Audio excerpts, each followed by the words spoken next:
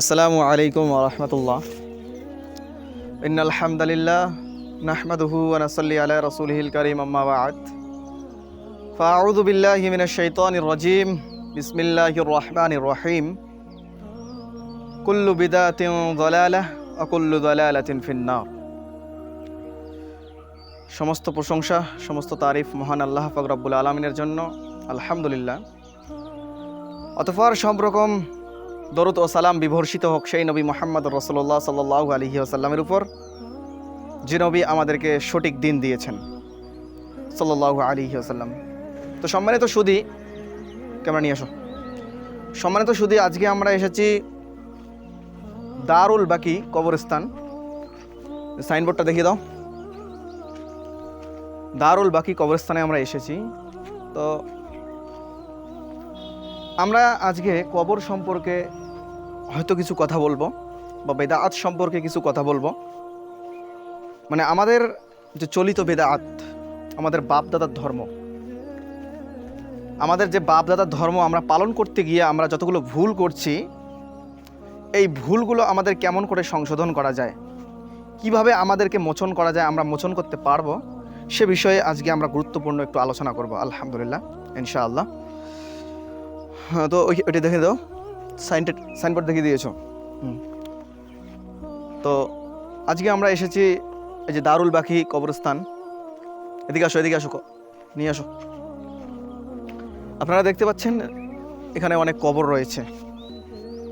সেখানে আমরা আগে যাব কবরের কাছে, তারপরে আমরা মূল বক্তব্য ইনশাআল্লাহ শুরু করব। এখানে দেখতে পাচ্ছি আমরা, চারিদিকটা দেখো, আমরা দেখতে পাচ্ছি যে কবরস্থানের কাজ চলছে, দেওয়ালের কাজ চলছে ঘেরার জন্য। এদিকে আসো। তো সম্মানিত সুধী, আপনারা যে যেখান থেকে দেখছেন আমাদের এই ভিডিওটি, তো অনুগ্রহ করে ভালো করে শুনবেন যে বিষয়ে কথা বলবো আজকে। সে বিষয় হচ্ছে, আমরা যে সকল মানুষ, আমরা যে সকল আল্লাহর বান্দা বললে ভুল হবে না, আল্লাহর বান্দা, যে আমরা এই পৃথিবীতে এসেছি একমাত্র আল্লাহ সুবহানাহু তাআলার আনুগত্য করার জন্য। আল্লাহ সুবহানাহু তাআলা সূরা জারিয়াত আয়াত নম্বর 56 বলছেন, ওয়া মা খালাকতুল জিন্না ওয়াল ইনসা ইল্লা লিয়াবুদুন। আল্লাহ বলছেন, আমি জিন জাতি এবং মানব জাতিকে সৃষ্টি করেছি একমাত্র আমার ইবাদত করার জন্য।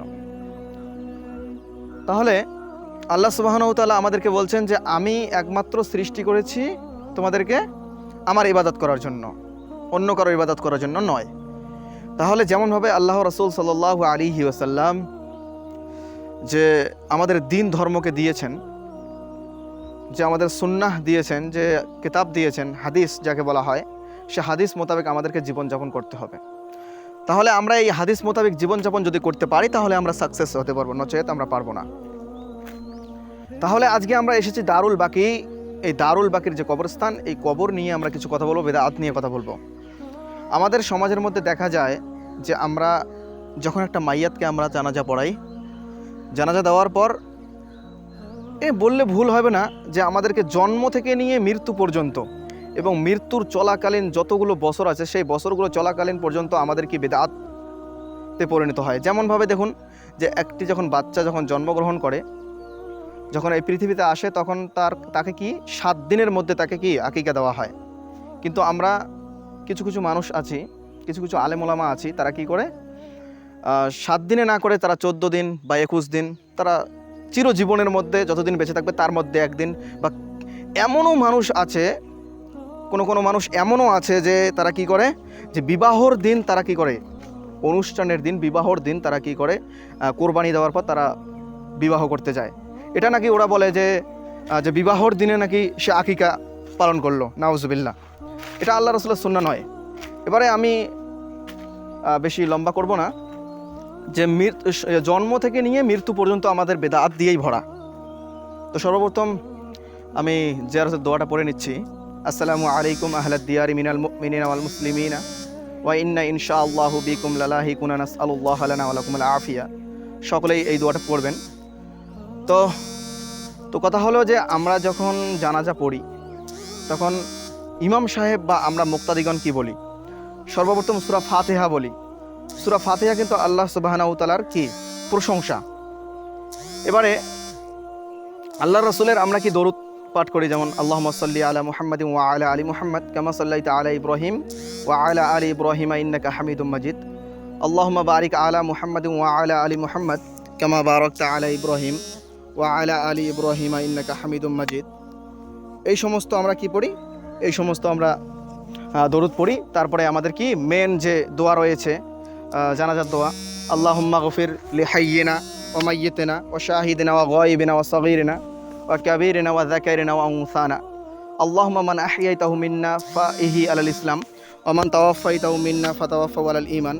আল্লাহুম্মা লা তাহরিমনা আজরাহু ওয়া লা তাফতিননা বা'দা। এই দোয়াটি পড়ার পর আমরা কি করি?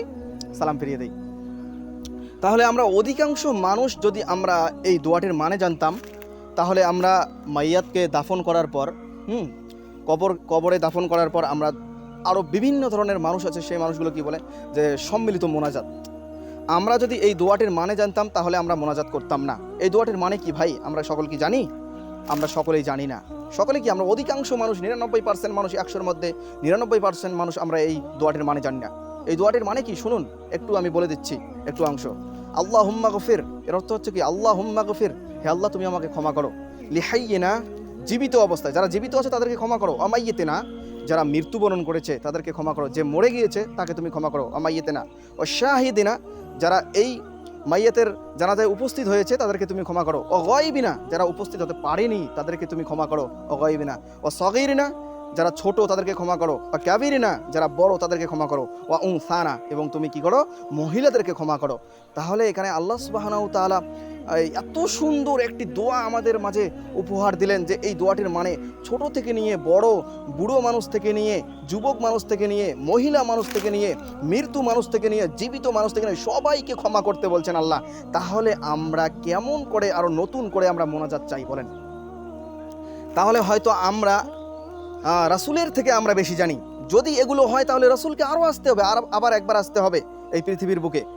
আমরা বুঝি না, আমরা সকলেই বুঝি না যে মর্ম কি, এই দোয়ার মর্ম কি আমরা সকলে বুঝি না। আমরা নতুন করে আরও মোনাজাত চাই। তাহলে ভাই আমরা যদি এই সমস্ত বেদাত করি তাহলে আমাদের আমলগুলো কি হবে? বিনষ্ট হয়ে যাবে, নষ্ট হয়ে যাবে। যেমনভাবে আল্লাহ সুবহানাহু ওয়া তাআলা বলছেন ওয়া'তাসিমু বিহাবলিল্লাহি জামিআন ওয়া লা তাফাররাক, তোমরা কি করো? আল্লাহর রশিকে শক্ত করে ধরো এবং তোমরা বিভিন্ন দলে বিভাজন ভাগ হয়ে যেও না। আজকে আমাদের সমাজের মধ্যে অনেকগুলো ফিরকা রয়েছে, যেমন কি মাযহাবি, কেউ মাযহাবকে অনুসরণ করে, কেউ কোরআনকে ফলো করে, কেউ হাদিসকে ফলো করে। কি ভাই আমরা যদি কোরআন এবং হাদিসকে ফলো না করি তাহলে আমরা নাকাম হয়ে যাব, আমরা সাকসেস হতে পারবো না। তাহলে আমরা আল্লাহ সুবহানাহু ওয়া তাআলার কাছে সর্বশেষ আমি দোয়া করব যে আল্লাহ সুবহানাহু ওয়া তাআলা, হে আল্লাহ আমাদের সকল মুসলিম ভাইদেরকে সঠিক আমল করে এই দুনিয়া ছেড়ে চলা তৌফিক দান করে। আমিন।